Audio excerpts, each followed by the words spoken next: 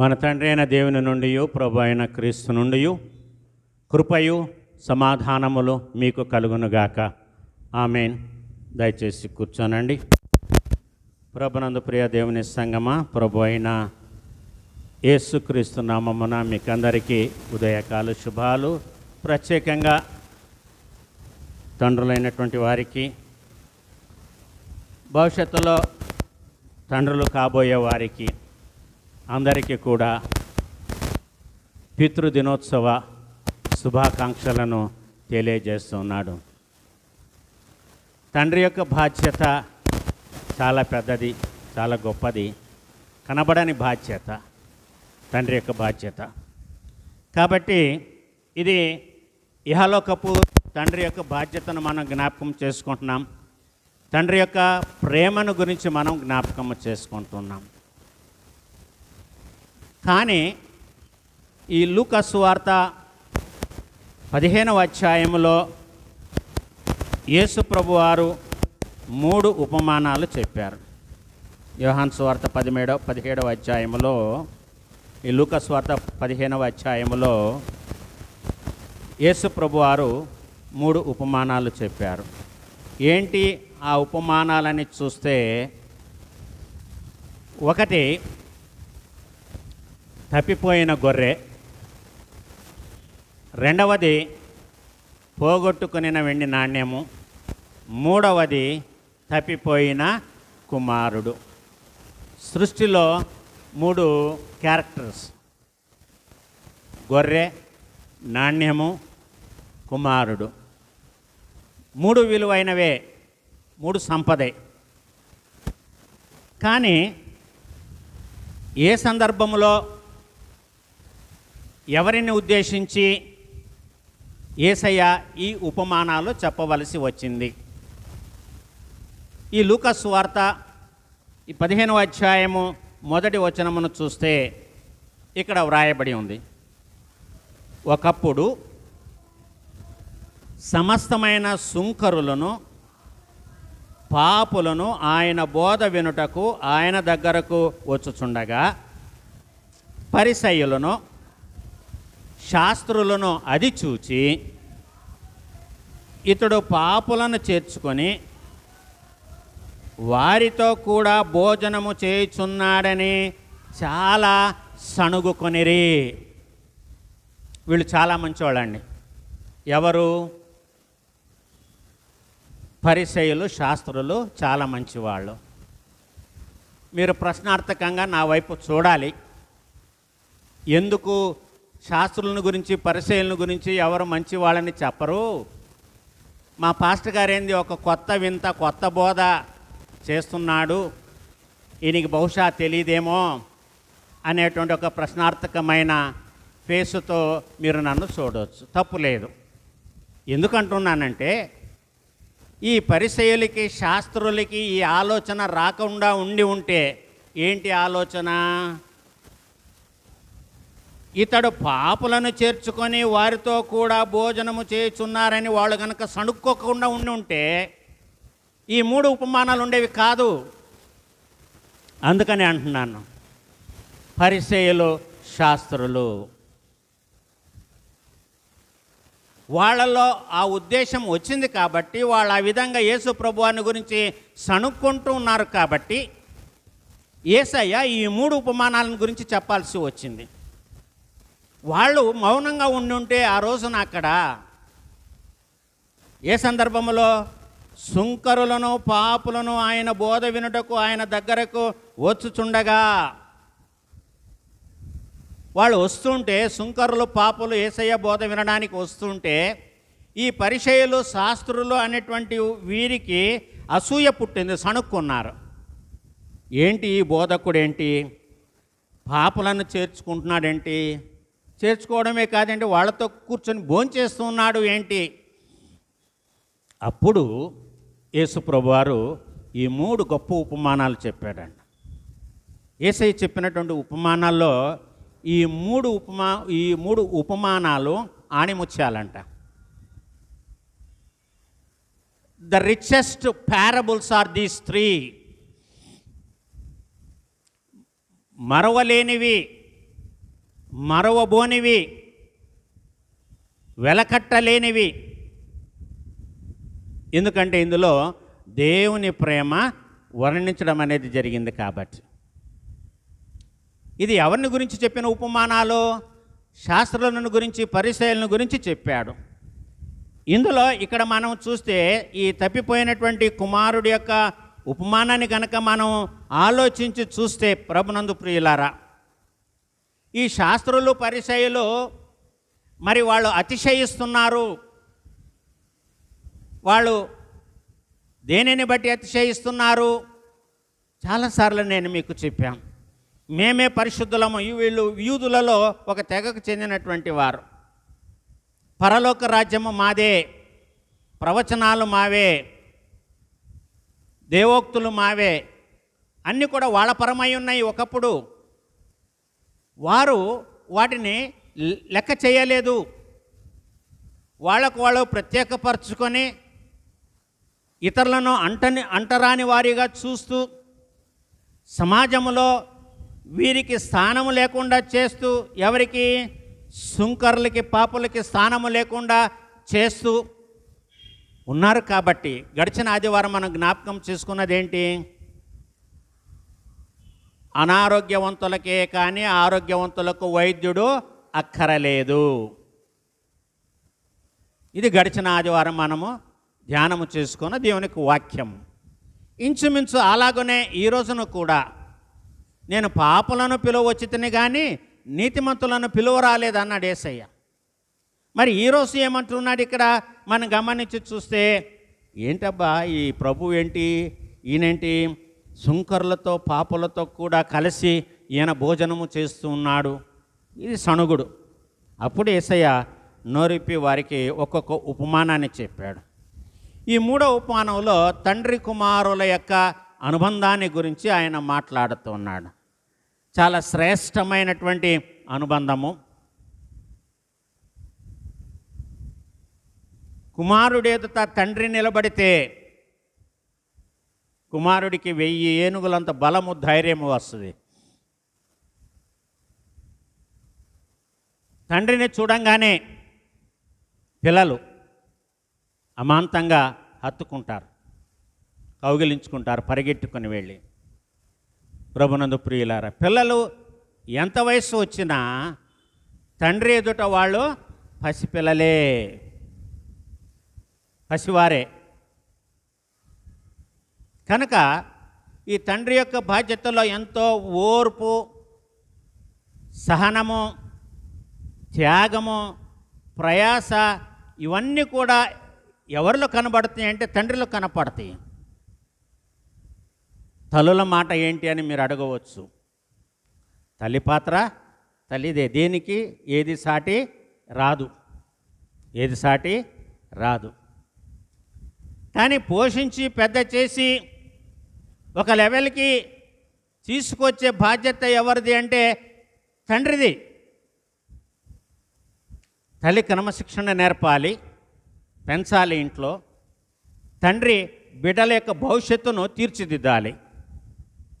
ఈ బాధ్యతలో తండ్రి 2 కుమారులు ఉంటే ఎవరికి కూడా తక్కువ కాకుండా సరి సమానంగా పెంచుకొచ్చాడు. నేను కాలేజీలో ఉన్నప్పుడు మా ఒక లెక్చరర్ ఏమన్నాడంటే, తండ్రికి పెద్ద కొడుకు అంటే ఇష్టమంట, తల్లికి చిన్న కొడుకు అంటే ఇష్టమంట. మా హిస్టరీ లెక్చరర్ చెబుతూ తండ్రికి పెద్ద కొడుకు అంటే ఇష్టము, తల్లికి చిన్న కొడుకు అంటే ఇష్టమని హిస్టరీలో గురించి చెబుతూ ఒక మాట అన్నాడు. నేను ఇంటికి వెళ్ళిన తర్వాత మా అమ్మ దగ్గరికి వెళ్ళి, అమ్మ మా లెక్చరర్ ఇట్లా అన్నాడమ్మా, తండ్రికి పెద్ద కొడుకు అంటే ఇష్టమంట, తల్లికి చిన్న కొడుకు అంటే ఇష్టమంట అని. ఇక మా అమ్మ తిట్టింది, ఎవడరా నీకు చెప్పింది? ఎందుకంటే నేను మధ్యలో వాడిని, రెండో వాడిని. నాకు అన్నయ్య ఉన్నాడు, నాకు తమ్ముడు ఉన్నాడు. అండ్ ఇక్కడ ఏంటి నా సంగతి ఏంటి? నేను రెండో వాడిని కదా, నా సంగతి ఏంటి అంది. మా అమ్మ పక్కన కూర్చోబెట్టుకొని, నాయనా నాతో పాటు మార్కెట్కి ఎవరు వస్తారా అని. నేనేనమ్మా అన్న. సరుకులు తీసుకురావడానికి వెళ్ళేటప్పుడు నాతో పాటు ఎవరు వస్తారా? నేనేనమ్మా. మీ నాయనకి ఎవరు సేవలు చేస్తున్నారా? నేనేనమ్మా. మరి ఇప్పుడు ఎవరు గొప్పవాళ్ళు? నాతో పాటు వచ్చేది నువ్వే. ఎక్కడికి వెళ్ళినా నిన్నే తీసుకువెళ్తుంటా. నేను ఎక్కడికి వెళ్ళినా చిన్నప్పటి నుంచి మా అమ్మ తీసుకువెళ్ళేది. నాకు లౌకికము లోక జ్ఞానము రావడానికి కారణం ఏంటంటే మా అన్నయ్య కన్నా మా తమ్ముడు కన్నా మా అమ్మ ఎక్కువగా నన్ను అన్ని చోట్లకు తిప్పేది. మీరు ఇంకొక మాట కూడా చెప్పాను నేను ఇక్కడ, మా నాయనకి కావలసిన పనులన్నీ కూడా నేనే చేసేవాడిని. నేను చాలా గర్వంగా చెప్పుకుంటాను నేను ఆ విషయాల్లో. ఇంటి బాధ్యతలన్నీ కూడా తర్వాత నేనే మోసాను నా లేత యవన ప్రాయంలో. మరి తండ్రికి పెద్ద కుమారుడు, తల్లికి చిన్న కుమారుడు. ఎందుకంటే ఇక్కడ వచ్చినటువంటి డిస్ప్యూట్లో పెద్ద కుమారుడు తండ్రి దగ్గర సణిగినటువంటి విషయాన్ని చూస్తే అక్కడ తండ్రి పెద్ద కుమారుడికి ఇచ్చినటువంటి సమాధానాన్ని మనం ఇక్కడ ఆలోచించాలి. చిన్న కుమారుడు అంత నాశనం చేసుకొని తిరిగి వచ్చిన తండ్రి చిన్న కుమారుడికి ముందు ఏ స్థితి ఉందో ఆ స్థితిని మళ్ళీ తిరిగి ఇచ్చాడు. అది తండ్రి యొక్క గొప్పతనం, క్షమించే గుణం తండ్రిది. నాశనం చేశాడు కదా, ఇక నీకు రావాల్సినటువంటి ఆస్తి నువ్వు తీసుకుని వెళ్ళిపోయావు, నీకు సంబంధం లేదు, ఇది ఉన్నదంతా మీ అన్నది అని అక్కడ చెప్పలా. తండ్రితో పెద్ద కొడుకుతో తండ్రి ఏమన్నాడు? నాయనా, నీ ఎప్పుడు నా దగ్గరే ఉంటావు, నావన్నీ నీవే. మరి తిరిగి వచ్చినటువంటి కుమారుడికి తండ్రి ఏమి ఇస్తున్నాడు? ఇవ్వాల్సింది ఇచ్చేశాడు. తండ్రితో తెగతంపులు చేసుకున్నాడు, వెళ్ళిపోయాడు, దరిద్రుడై తిరిగి వెనక్కి వచ్చాడు. కానీ అన్నీ ఇచ్చాడు. కానీ పెద్ద కుమారుడితో ఒకటి అంటున్నాడు, నావన్నీ నీవే, నేను నీకు ప్రత్యేకంగా ఏమి ఇవ్వాలి? అవును, ఇంట్లో పెద్ద కుమారుడు తండ్రి తర్వాత తండ్రి అంతటి వాడు, తండ్రి బాధ్యతను మొయ్యాలి పెద్ద కుమారుడు. ధర్మశాస్త్రము కూడా అదే చెప్తుంది, మోషే ధర్మశాస్త్రము కూడా అదే చెప్తుంది. ఇక్కడ ఈ శాస్త్రులు పరిసయ్యులు అనేటువంటి వారు తమ యొక్క స్థానాన్ని వాళ్ళు పోగొట్టుకుంటూ ఉన్నారు. దేవుడు వారికి ఇచ్చినటువంటి స్థానాన్ని వాళ్ళు పోగొట్టుకుంటూ ఉన్నారు. కాబట్టి వాళ్ళను ఉద్దేశించి ఈ ఉపమానాన్ని చెప్పారు. ఎందుకు నేను సుంకరులతో పాపులతో కలిసి నేను మాట్లాడుతూ ఉన్నానో, వారికి బోధిస్తూ ఉన్నానో, వారితో కలిసి నేను కూర్చొని భోజనము చేస్తూ ఉన్నాను. మనకి ఇచ్చినటువంటి ఆధిక్యత గనక మనము పోగొట్టుకుంటే, ప్రభునందు ప్రియులారా, అది దీనులకు వెళుతుంది. నేను దీనులను పైకి లేవనెత్తేటువంటి దేవుణ్ణి అన్నాడు. అవునా? దీనులను దరిద్రులను పైకి లేవనెత్తుతానన్నాడు.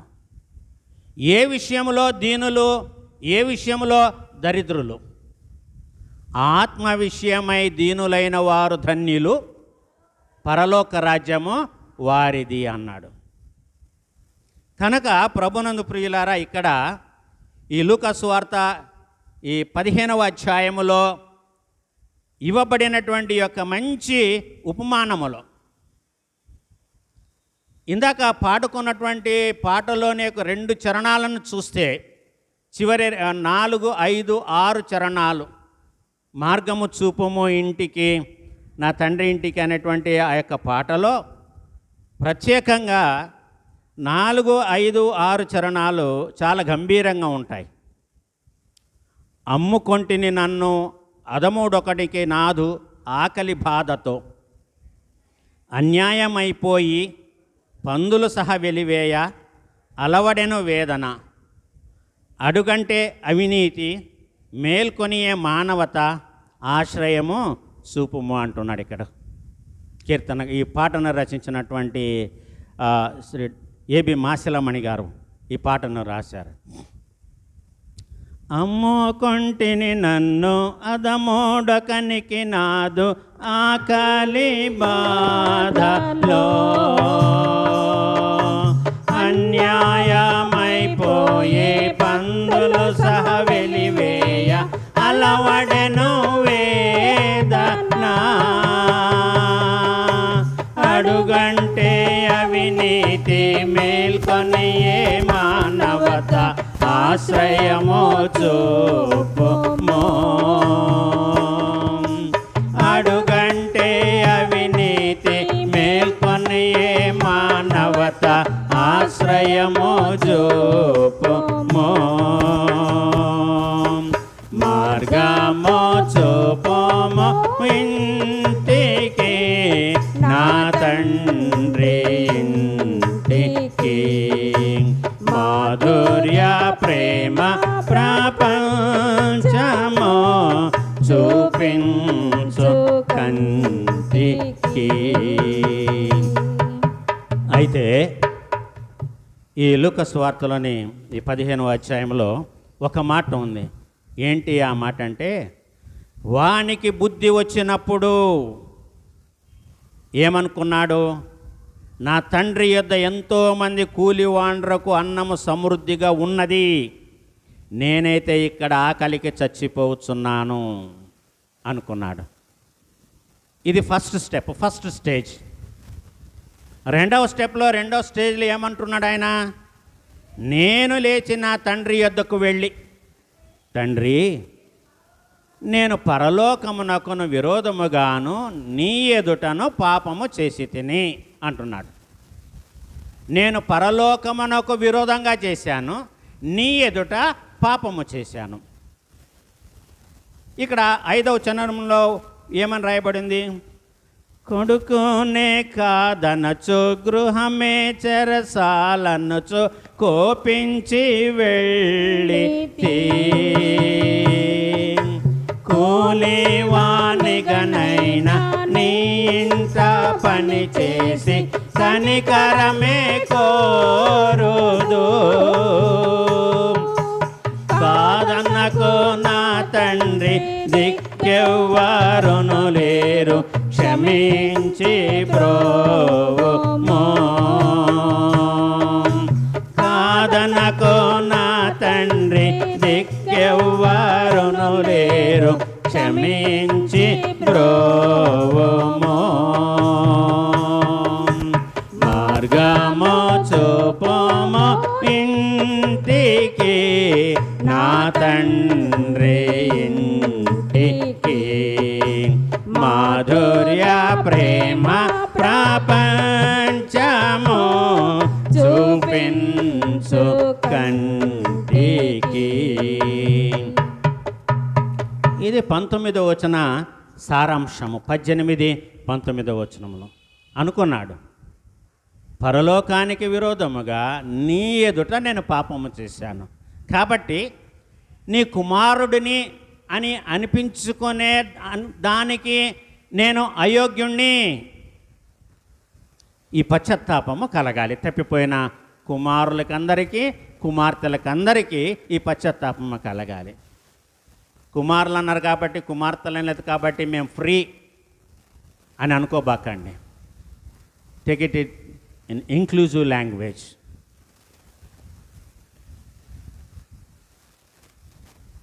ఈ పశ్చాత్తాపము ఆయనకు కలిగింది అంటే ఆయన ఎంత నలిగిపోయాడో మనము ఆలోచించాలి.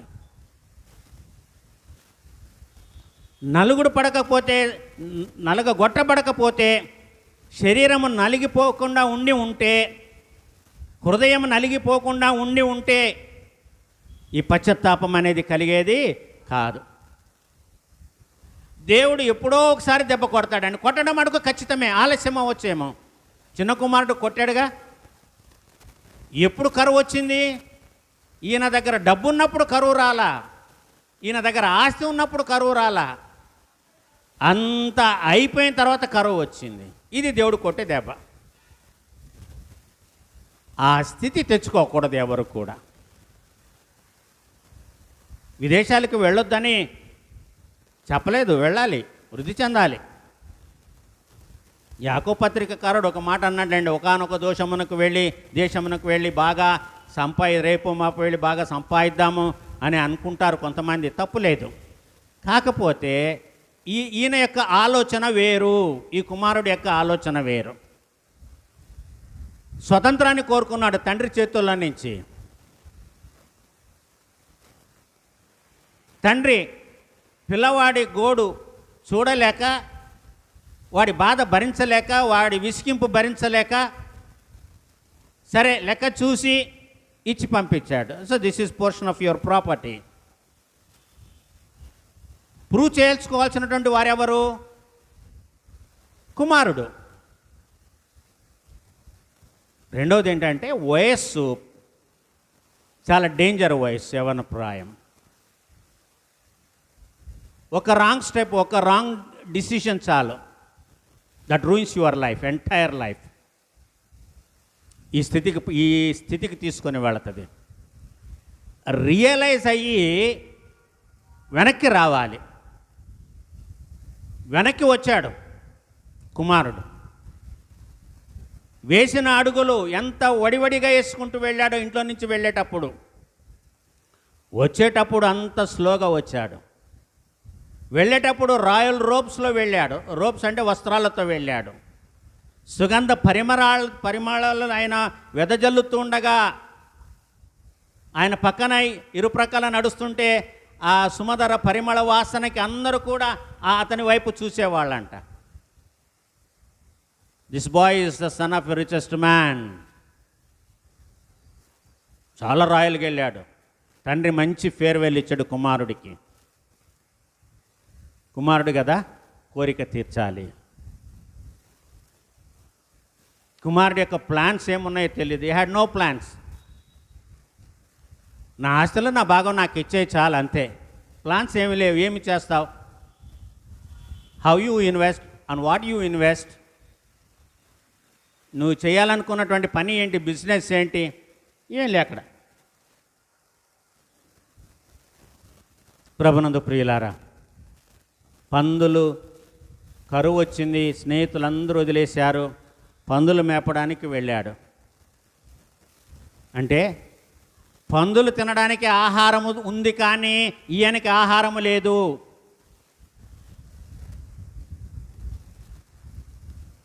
పందులంటే మనం చూసే ఈ పందులు అనుకోకండి. అవి చాలా ఖరీదైనటువంటి పందులు. పందుల పరిశ్రమ ఉంది. పందుల పరిశ్రమ ఉంది. అవి చాలా ఖరీదైనటువంటివి. వాటి మాంసము ఎక్స్పోర్ట్ అవుతాయి. ఆ యజమాని ధనవంతుడు, ఆయన ఈయనకి అప్పచెప్పాడు కూలీ. ఈడేం చేశాడంటే ఆ పందుల పొట్టు తినడానికి ప్రయత్నిస్తే అది కూడా యజమానుడు ఆయనకి ఇవ్వలేదు. ఎటువంటి స్థితి? తన తండ్రి ఇంట్లో 100 మంది భోజనం చేసేటువంటి స్థితి. అటువంటిది ఇక్కడ ఒక కూలివాడిగా కూడా పనికి రాకుండా పోయాడు. ప్రభునందు ప్రియులారా, అప్పుడు జ్ఞానోదయం కలిగింది. తండ్రి గుర్తుకొచ్చాడు, ఇల్లు గుర్తుకొచ్చింది, తన వైభవము పోగొట్టుకునేటువంటి రాయలిటీ గుర్తుకొచ్చింది. రియలైజ్ అయ్యాడు, నా తండ్రి ఇంట్లో ఎంతోమంది కూలి వాళ్ళు ఉన్నారు, వాళ్ళందరికీ కూడా సమృద్ధిగా ఆహారం ఉంది. నేనైతే ఇక్కడ ఆకలితో నేను చచ్చిపోతున్నాను. నేను వెళ్ళాలి నా తండ్రి దగ్గరికి అనుకున్నాడు. పశ్చాత్తాపపడ్డాడు. కన్ఫెస్ చేయాలనుకున్నాడు తండ్రి దగ్గరికి వెళ్ళి, తండ్రి, నేను పరలోకమునకు విరోధముగాను నీ ఎదుటను నేను పాపము చేసి తిని, పరలోకానికి విరోధంగా నడుచుకున్నాను, పాపము చేశాను, నీ ఎదుట కూడా నేను పాపము చేశాను. నీ కుమారుడిని నేను అనిపించుకునేటువంటి యోగ్యత నాకు లేదు. నీ కూలి వాండలో ఒకనిగా నన్ను పెట్టుకొనమని నేను చెప్పాలి, నా తండ్రి దగ్గర చెప్పాలని వెళ్ళాడు. మార్గ మధ్యంలో చనిపోలేదు, సంతోషించండి. ఆకలితో ఆయన చనిపోలేదు, తిరిగి వచ్చాడు. దేవుడు చంపాడు. కొంతమంది చావును కోరుకుంటారు, దేవుడు చంపలే ఆ కుమారుణ్ణి. పశ్చాత్తాపం పడినటువంటి వారిని దేవుడు క్షమించి చేరుస్తాడు, తండ్రి దగ్గరికి చేరుస్తాడు. కాబట్టి ఈయన పశ్చాత్తాపడ్డాడు, మారు మనసు పొందాడు కాబట్టి దేవుడు ఆయనకి కొంత శక్తినిచ్చాడు. తండ్రి దగ్గరికి చేరుకునే అంతే శక్తినిచ్చాడు. తండ్రి దూరం నుండి చూసి గుర్తుపట్టాడు. వాడు ఇంకా దూరముగా ఉన్నప్పుడు తండ్రి వాణిని చూచి కనికరపడి పరుగెత్తుకొని వచ్చి వాని మెడ మీద పడి ముద్దు పెట్టుకున్నాడు. అప్పుడు ఆ కుమారుడు అతనితో, తండ్రి, నేను పరలోకమునకు విరోధముగాను నీ ఎదుటను పాపము చేసి ఇక మీదట నీ కుమారుడనని అనిపించుకున్నటకు యోగ్యుడను కానెనను.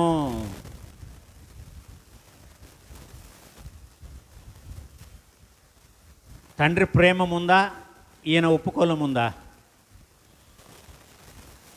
తండ్రి ప్రేమే ముందు. కుమారుడు చెప్పిన తర్వాత తండ్రి కుమారుడిని వాటేసుకోవాలా? కుమారుడు చెప్పకముందే తండ్రి వాటేసుకున్నాడు. కుమారుడు కన్ఫెస్ చేయకముందే తండ్రి వెళ్ళి కుమారుణ్ణి వాటేసుకున్న తర్వాత అప్పుడు చెప్పాడు. ధైర్యం వచ్చింది. అనుకున్నాడు కదా, మనము దేవుని సన్నిధానములో ఒప్పుకోవాలి అనుకున్న దాన్ని ఖచ్చితంగా ఒప్పుకోవాలి. మనం ఒప్పుకోవాలి అని ఎప్పుడు అనుకుంటామో అప్పుడే దేవుడు మనల్ని క్షమించాడు. కానీ అనుకున్నాము కాబట్టి మనం ఒప్పుకోవాల్సిందే. ఇది ఈ కుమారుడు చేశాడు. సో తర్వాత జరిగినటువంటి పరిణామాలు మనం అక్కడ చూస్తాం. ఏమేమి కుమారుడు పోగొట్టుకున్నాడో అదంతా కూడా తండ్రి కుమారుడికి ఇచ్చాడు. అందుకని ఇక్కడ ఉంది 6వ చరణములు ఏమని, నా తండ్రి నన్ను చూచి పరుగిడుచు ఏ తెంచి నాపై బడి ఏడ్చెను, నవజీవనమును గూర్చి ఇంటికి తోడ్కొని వెళ్ళి నన్ను దీవించెను. నా జీవిత కథయంత యేసు ప్రేమకు ధరలో సాక్ష్యమై ఉండును. నా జీవిత కథయంత యేసు ప్రేమకు ధరలో సాక్ష్యమై ఉండును. మార్గము చూపుము ఇంటికి, నా తండ్రి ఇంటికి, మాధుర్య ప్రేమ ప్రపంచము చూపించు కంటికి. చూపించాడు. సోషల్ మీడియాలో నేను నిన్న ఒకటి చూశాను. ఏంటంటే భారతదేశంలో ఒక ధనవంతుడు, ఆయన బాగా ధనవంతుడు. ఒక్కొక్కరికి ఒక్కొక్క హాబీ ఉంటుంది. ఒకళ్ళు గొప్ప గొప్ప కార్లు, ఖరీదైనటువంటి కార్లు సేకరించి పెట్టుకున్నటువంటి హాబీ. కొంతమంది గొప్ప నావలను కొనుక్కొని అవి చాలా ఖరీదైన కోట్లు విలువ వచ్చేసేవి. ఒక ఆయనకి ఒక ఆశ ఏంటంటే ఆయన బంగారపు చొక్కాని వేసుకోవాలనేటువంటి కోరిక అంట. బంగారపు చొక్కా నేయించుకున్నాడు. 3 కేజీల బరువు చొక్కా, మేము వేసుకునే చొక్కా ఏది ఉంటుందో అది 3 కేజీల బరువు బంగారంతో ఆయన చొక్కా చేయించుకున్నాడు. తర్వాత ఇంతలో గొలుసులు వేసుకున్నాడు. సో ఒక్కొక్కళ్ళకి ఒక్కొక్క హాబీ కాబట్టి నా హాబీ ఏంటంటే నేను బంగారు చొక్కా వేసుకోవాలి, నేను బంగారాన్ని ధరించాలి. డబ్బు ఉంది, తండ్రి వేసుకున్నాడు. అంత వీడియోలో చూసాం. కుమారుడికి ఆశ పుట్టింది, మా తండ్రి చొక్కా, మా నాన్న వేసుకున్న చొక్కా నాకు కావాలి, ఈ చొక్కా నాది కావాలి, నేను వేసుకోవాలి.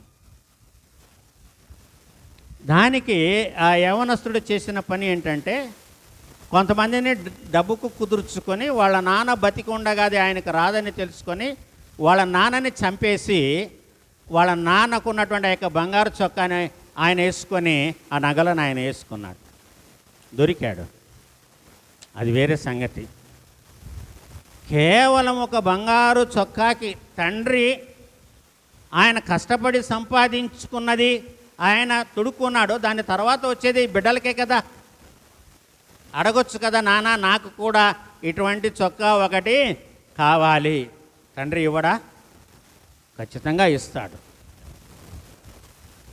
పిల్లలకి ఏమి ఇవ్వకుండానే ఆయన అంతా బంగారాన్ని సంపాదించాడా? ఆయన వేసుకున్నాడా? కాదు.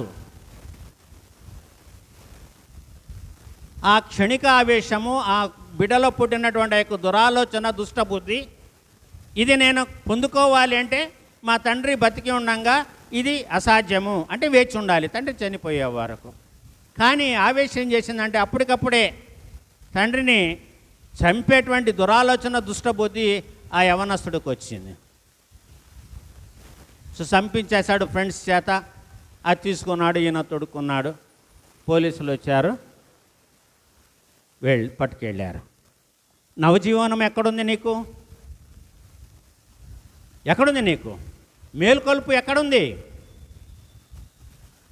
మేల్కొల్పుని కోల్పోతున్నాం మనము. అవేర్నెస్ని మనం నిర్లక్ష్యం చేస్తున్నాం. నవజీవనం దేవుడు ఇచ్చాడు యవన బిడ్డలకి. A bright future, a beautiful future. ప్రభునందు ప్రియులారా గమనించండి. ఈ రోజున కొంతమంది బిడ్డలు ఇళ్లలో అదే చేస్తూ ఉన్నారు. ఆ గ్యాప్ ఎందుకు వస్తుంది? తల్లిదండ్రులు బిడ్డలకు మధ్యన, తండ్రికి బిడ్డలకు మధ్యన. మరి ఇక్కడ తండ్రి చేసినటువంటి పని ఏంటి? అందుకనే ఫాదర్ ఈజ్ ఆల్వేస్ గ్రేట్. తండ్రి ఎప్పుడు గొప్పవాడే. ఇహలోకపు తండ్రి ఎంత గొప్పవాడైతే నన్ను మిమ్మల్ని లోకాన్నంత సృజించిన పరలోకపు తండ్రి ఎంత గొప్పవాడు. అరే పరిసయ్యులారా, శాస్త్రులారా, ఎందుకు మీకు ఈ దుష్ట ఆలోచన? శాస్త్రులుగా, పరిసయ్యులుగా మీరే పరలోక రాజ్యాన్ని స్వతంత్రించుకోవాలనా? ఈ సుంకర్లకి, పాపులకి ఆ భాగ్యము లేదా? మరి వాళ్ళెప్పుడు, సుంకర్లు ఎప్పుడు పరలోక రాజ్యంలోనికి రావాలి? పాపులు ఎప్పుడు మార మనసు పొందాలి?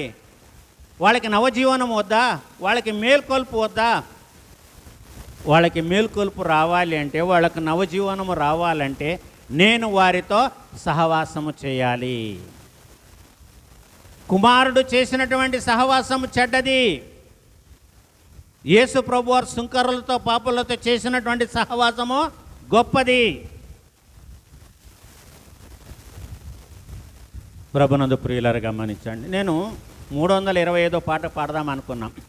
నన్ను దిద్దుము చిన్న ప్రాయము సన్నుతుండగు నాయన.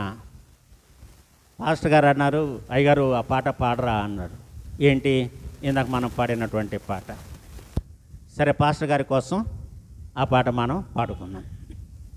సో నన్ను దిద్దుము చిన్న ప్రాయము సన్నుతుండగు నాయన అనేటువంటి పాటలో తండ్రి దిద్దేటప్పుడు బిడ్డలు లోబడాలి కదా. You have to obey your parents. వాళ్ళు మిమ్మల్ని సరిదిద్దేటప్పుడు మీరు తృణీకరిస్తే, నిర్లక్ష్యము చేస్తే నష్టపోయేది ఎవరు? కుమారులే, బిడ్డలే. ఈ కుమారుడు నష్టపోయాడు, సమస్తాన్ని పోగొట్టుకున్నాడు. చనిపోలేదు, ప్రాణం ఉంది. దేవుడు ఒక అవకాశాన్ని ఇచ్చాడు, ఆలోచించాడు, పశ్చాత్తాపపడ్డాడు, వెనక్కి వచ్చాడు. నరులారా తిరిగి రండని నీవు సెలవిస్తున్నా. Come back.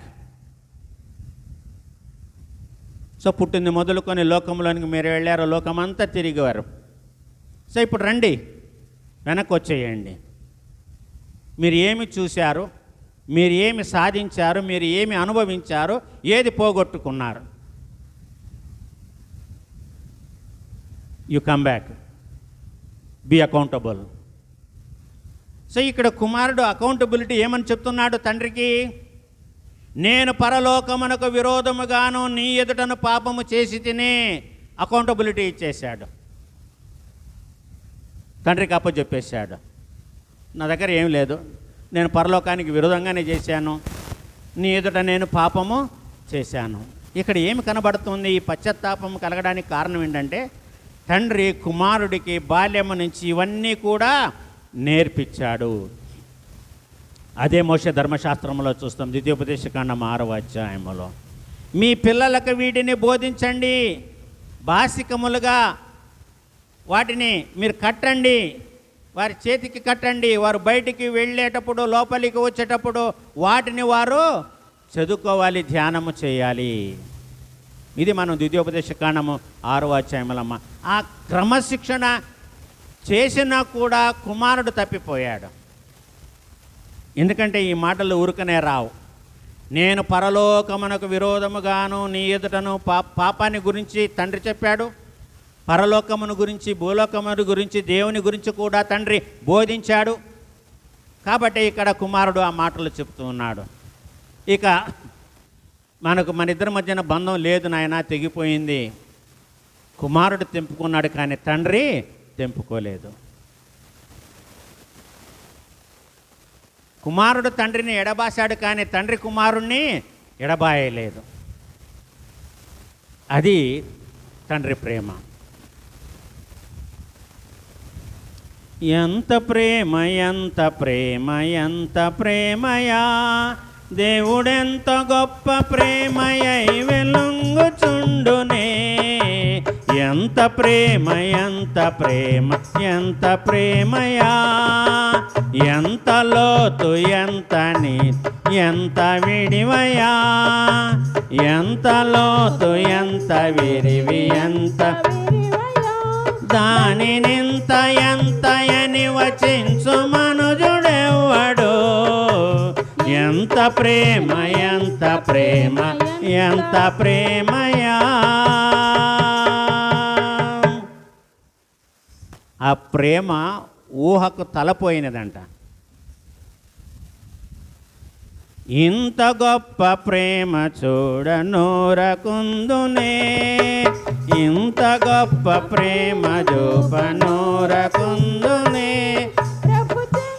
చేరి సంతతంబు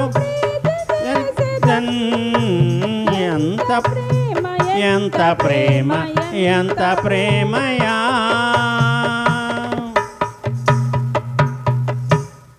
ప్రభునందు ప్రియులారా, సో తండ్రి యొక్క ప్రేమ వెనక్కి వచ్చినటువంటి కుమారుడికి sometimes you need to walk backwards. When you fail, walk backwards. When you succeed, walk forward.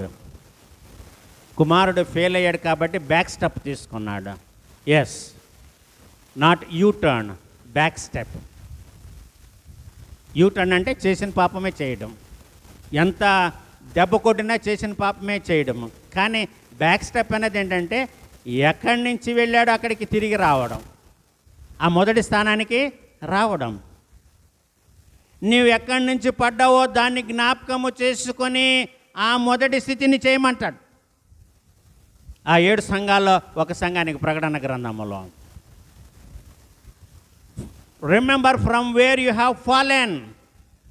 ఏ స్థితిలో నుంచి నువ్వు పడ్డావో దాన్ని జ్ఞాపకం చేసుకొని నువ్వు వెనక్కి రా. Come back, because there is a receiver. మనం వెనక్కి వస్తే, తిరిగి వస్తే చేర్చుకునే వాళ్ళు ఉన్నారు. తండ్రి ఉన్నాడు, ఎదురు చూస్తూ ఉన్నాడు. తండ్రికి తెలుసు, అనుభవము, తన కుమారుడు తప్పకుండా ఏ స్థితిలోనైనా తిరిగి వస్తాడు. ఏ స్థితిలో వచ్చినా చేర్చుకోవడానికి తండ్రి సిద్ధంగా ఉన్నాడు. ప్రభునందు ప్రియుల, నేను పత్రిక వాక్యాన్ని, పాత నిబంధన వాక్యాన్ని నేను టచ్ చేయట్లేదు, మన్నించండి. ఏ స్థితిలోనైనా తండ్రి చేర్చుకుంటాడు. తిరిగి రావాలి అనేటువంటిది మనలో పుట్టాలి. తిరిగి మనం రావాలి అని మనం అనుకుంటే దేవుడు మనల్ని బ్రతికిస్తాడు. చేరుకునే వరకు ప్రాణాన్ని ఉంచుతాడు, లోపల జీవాన్ని ఉంచుతాడు, ఊపిరిని ఉంచుతాడు.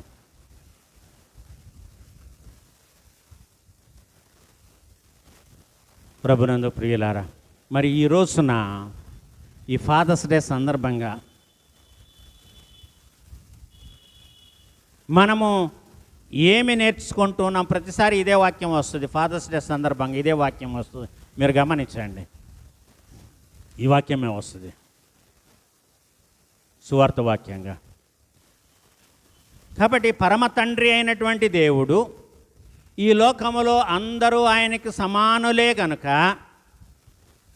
అందరినీ ఆయన ఏకరీతిగా ప్రేమిస్తాడు కనుక,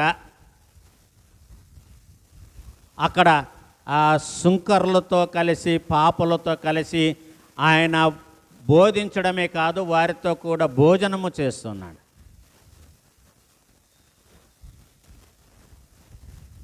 చూపించాడు అక్కడ. దేవునికి తేడా ఏది ఉండదండి. ఆయన అందరినీ ఒకే రీతిగా ఆదరించేటువంటి దేవుడు కనుక ప్రభునందు ప్రియులారా, మన జీవితంలో మనకు ఇవ్వబడేటువంటి అవకాశాలు చాలా విరివిగా ఉన్నాయి. ఈ అవకాశాలను మనం ఎవరము కూడా చేజార్చుకోకూడదు. There is a receiver. అందుకనే యేసయ్య మన కొరకు చనిపోయాడు. అందుకోసమే ఆయన మన కొరకు శిలువ మ్రాను మీద ఆయన ప్రాణాన్ని విడిచిపెట్టాడు.